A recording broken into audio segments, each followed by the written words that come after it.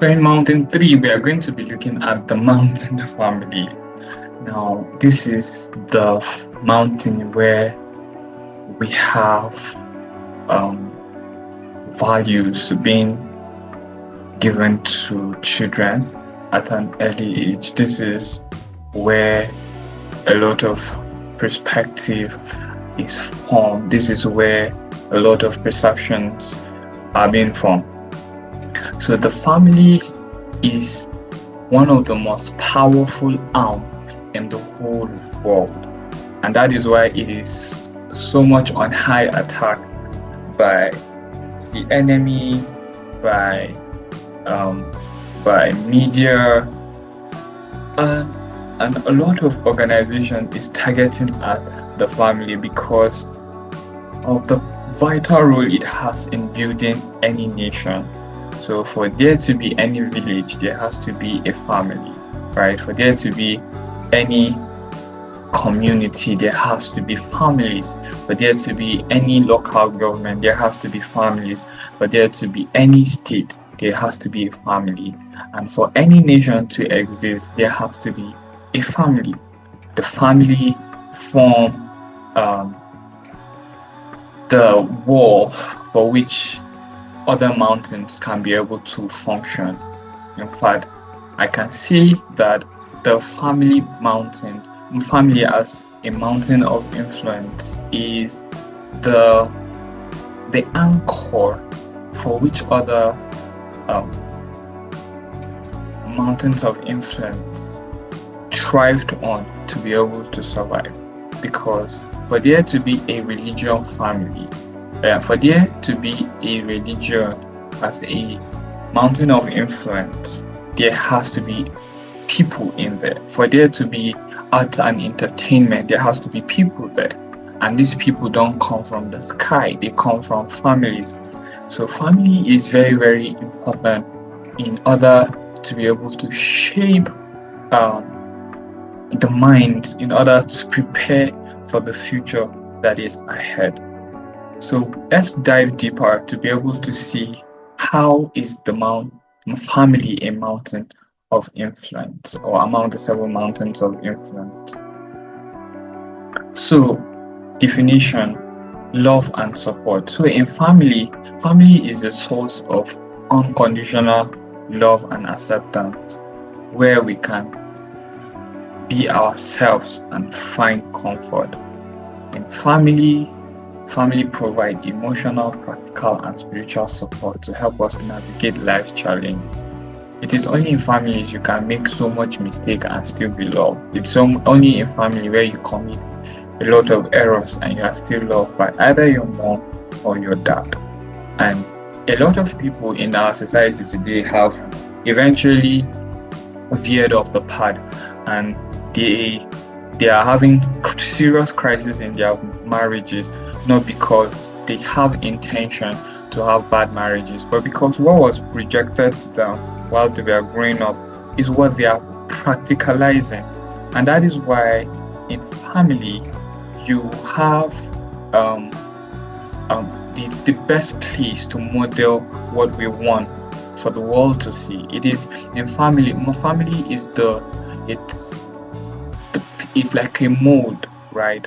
And a mold is just a structure. Whatever you put inside the mold is what is going to come out of it. So you've met some people who are just so super nice and super kind. When you trace it to where it's coming from, most times you realize that it's from their family. And some persons are very extremely violent. You wonder what is causing them. When you trace it, you realize it's actually from the family where they are coming from. So our families has a strong level of influence, because in fact it's influencing everybody globally, because we are all from families. Either you are given birth by a mother, or given birth you are either given birth by a mother who took care of you, or the mother gave birth to you, she died, another person take care of you.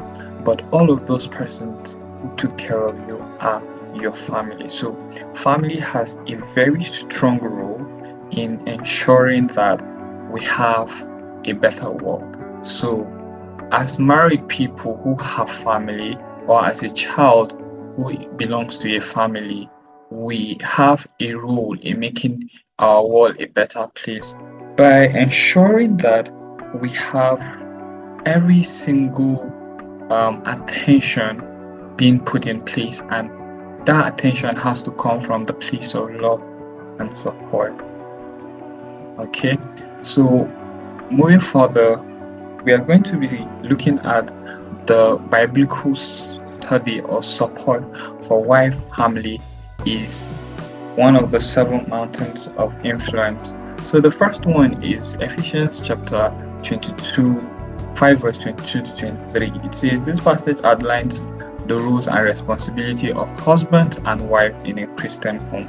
Then Ephesians 6, 1 to 4, also this passage addresses the relationship between parent and children, emphasizing honor, obedience, and godly discipline. Right?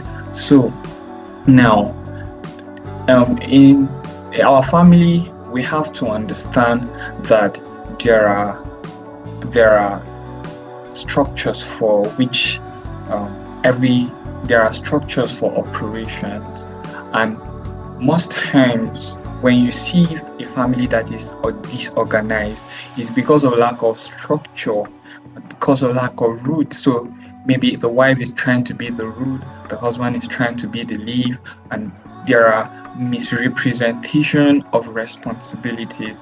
And because there is this misrepresentation of responsibility, you now have a situation whereby there is so much strife going among people who are supposed to be cooperating in order to drive an effective change for both their families and their community. So discover your root, research your family history, and create a visual family tree. Share your story, discuss how God has worked in the life of your family members with people and the people who you intend to reach. Don't forget that the whole essence of this video is to help you to be able to see that your family is not your family, but it's a platform that God has given to you to impact your world. In fact, for your ability to do greater things to thousands of persons has to start from your ability to do greater things with the 4 persons which you have, how you are able to manage them. And then by sharing your story with other persons, how God has helped you to be able to come through, will enable other persons to also come alive and say, wow, if this is happening in this person's life, it can also happen in my life as well. Strengthen connections. This activity can help you appreciate your family and deepen relationships. So, evangelism strategy: share your testimony with people. The power of testimony is undermined in the contemporary society where we live now, when you see how God has saved you from sorrow, how God has saved you from condemnation, and you give that as a testimony. People don't really value it. Like when you say, oh, God just blessed me with a brand new car, 2024 model, and with a brand new house somewhere in Maitama, somewhere in Asokoro. That kind of spike people a lot. But it is still our responsibility to share our testimony with people, how God has really restored our peace. For me personally, I think my biggest testimony is not because I have anything, but because I have peace. When I gave my life to Christ, the first thing that happened to me was peace. And because I had peace, I could be able to transfer that peace to my siblings. That doesn't mean we do not have challenges, but we are able to ride and we're able to come out of every situation because we had peace of mind. So you start with a Bible verse, share an uplifting verse with a family member, because some of us are having family members, even as parents, You might have a child who is not responding to the word of God and is just being wayward. Share the Bible verse with him. I was listening to a testimony when Apostle Joshua Sama went to the USA, and this particular person was sharing his testimony, and he said that one of the things that helped him was those words that were sown into him while he was growing up, right? So just keep sowing the words into that family member's life. Personal, share how God has impacted your life and family, then approach with compassion. So over the videos you watched earlier, you've heard me consistently talking about compassion, because the place of compassion cannot just be undermined, because it enables you to be able to reach to the center of people's heart, right?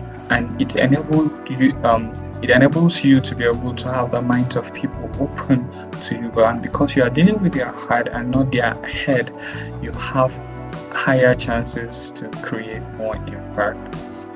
Importance of family, belonging. There are people who just feel like they can act alone and nothing more. I am a loner. No, nobody is a loner. And as family is one of the 7 mountains of influence, because of the belonging, because of the community that you have, you can be able to get further opportunities, or you can be able to share further opportunities that will uplift other people. And sometimes we should get this misrepresented. When we talk about influence, it doesn't have to do with millions of persons. It can just be one person at a time. It can just be one person at a time. When we hear stories of people like Simeon, right? All their major responsibility wasn't really because they needed to change the world. Some of them was just to see Christ. People like John the Baptist, his major role was not necessarily to come and transform the world and build technology. No, his major role was just to be a forerunner, and that was it. He has fulfilled his destiny. So talking about influence, it doesn't have to do with millions of people. It just has to do with one person at a time.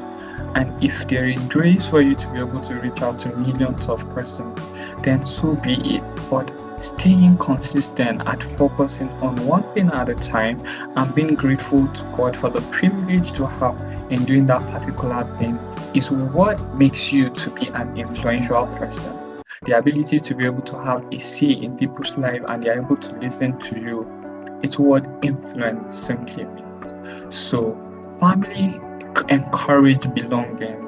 Some of us are more free in our houses than anywhere else. So number 2 is providing support. Family offer emotional, practical, and spiritual support.